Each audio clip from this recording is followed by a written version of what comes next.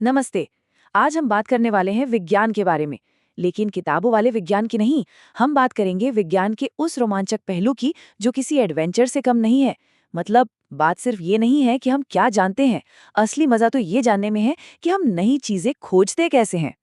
तो चलिए शुरू करते हैं और शुरुआत करेंगे एक बहुत ही आम रोजमर्रा की पहेली से। कभी सोचा है कि वो जो गर्मा गर्म पूड़ी है वो गुब्बारे की तरह फूल कैसे जाती है ना? एक छोटी सी बात, लेकिन इसके पीछे का विज्ञान कमाल का है और हमारी जिज्ञासा को जगा देता है। असल में किसी भी खोज की शुरुआत होती है अपने आसपास की दुनिया को गौर से देखने से, और यहीं पर एक बहुत दिलचस्प बात सामने आती है।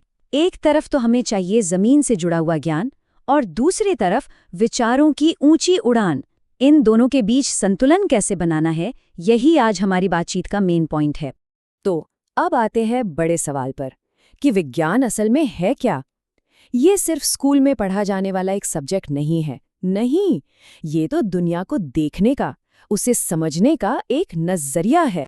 तो पता है, विज्ञान को सही से समझने के लिए अपनी सोच में एक छोटा सा बदलाव लाना पड़ता है।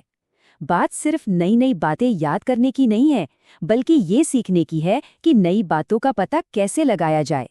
ये एक एक्टिव प्रोसेस है जिसमें हम खोजते हैं, सवाल पूछते हैं।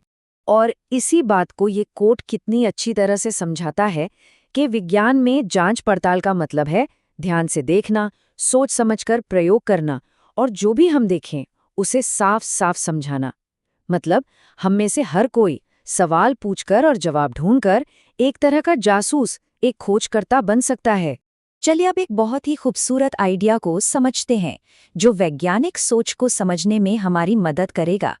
सोचिए, एक तरफ है जड़ जो हमें जमीन से जोड़े रखती है।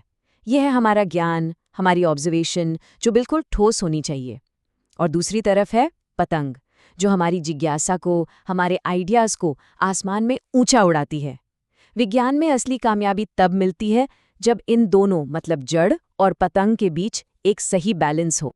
तो जब ये जड़ और पतंग वाली सोच हमारे पास होती है तो हम क्या क्या नहीं खोज सकते। चलिए देखते हैं कि इसकी पहुंच कहाँ तक है। हमारी ये यात्रा शुरू होती है बहुत ही छोटी माइक्रोस्कोपिक दुनिया से। यही जांच पड़ताल वाली सोच हमें ये समझने में मदद करती है कि हमारा शरीर कैसे काम करता है और हम वैक्सीन जैसी चीज़ों से, इन्फेक्शन से कैसे लड़ पाते हैं। और फिर थोड़ा आगे बढ़ें तो देखिए, यही सोच हमें बिजली जैसी न दिखने वाली ताकतों को समझने और इस्तेमाल करने में मदद करती है, जिससे हमारी पूरी दुनिया रोशन है। इतना ही नहीं, ये हमें चीज़ों के काम करने के बिल्कुल बेसिक नियमों तक ले जाती है। वही जिज्ञासा है जो हमें मोशन यानी गति के नियमों को समझाती है, वो नियम जो हमारे आसपास की हर चीज़ पर लागू होते हैं। और अब दायरा और भी बड़ा हो जाता है, पूरे प्लैनेट के लेवल पर। देखिए, फोर्स और प्रेशर की वही समझ हमें हवाओं और चक्रवात जैसी बड़ी बड़ी घटनाओं को एक्सप्लेन करने में भी मदद करती है। और आखिर में ये हमें दिखाती है कि इस धरती पर जीवन एक दूसरे से कैसे जुड़ा हुआ है। विज्ञान से ही ये बात सामने आती है कि कैसे छोटे से छोटे जीव से लेकर बड़े से बड़े जीव तक सब एक बहुत ही कॉम्प्लेक्स जाल में एक दूसरे पर निर्भर है। तो इतनी सारी बड़ी बड़ी बातें करने के बाद चलिए वापस जमीन पर आते हैं, एक बिल्कुल प्रैक्टिकल लेवल पर। एक बात याद रखिए, साइंटिस्ट बनने के लिए किसी फैंसी लैब की जरूरत नहीं होती। विज्ञान तो हर जगह है। और सच कहूं तो हमारी अपनी रसोई, वो भी तो एक कमाल की लैब है जहां से हम शुरुआत कर सकते हैं। तो चलिए वापस अपनी पूरी वाली पहेली पर चलते हैं। अगर हमें एक साइंटिस्ट की तरह इसकी जांच करनी हो तो कैसे करेंगे? पहला कदम एक सवाल पूछना, जैसे वो कौन से फैक्टर्स हैं जो पूरी के फूलने के तरीके को बदलते हैं। दूसरा, वेरिएबल्स को पहचानना, मतलब हम क्या क्या बदल सकते हैं जैसे सामग्री, और क्या क्या देख सकते हैं जैसे फूलने का समय। तीसरा और सबसे जरूरी कदम, एक सिस्टम से टेस्ट करना, यानी एक बार में सिर्फ एक ही चीज बदलना, बाकी सब कुछ सेम रखना। और चौथा, हर चीज को ऑब्जर्व करना और रिकॉर्ड करना, जो भी देखा, सुना या सूंघा सब कुछ नोट करना। तो हम क्या क्या बदल कर देख सकते हैं?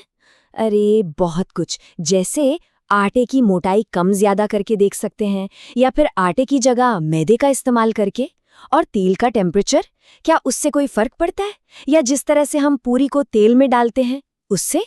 ये सारे सवाल एक बढ़िया एक्सपेरिमेंट के लिए परफेक्ट स्टार्टिंग पॉइंट हैं। और यहाँ एक सीक्रेट बताऊं, पूरी का फूलना, ये जो इतना सिंपल सा लगता है ना, आज भी साइंटिस्ट इसे पूरी तरह से समझ नहीं पाए हैं। सच में। और यही तो विज्ञान का मजा है, खोज का ये सफर कभी खत्म नहीं होता।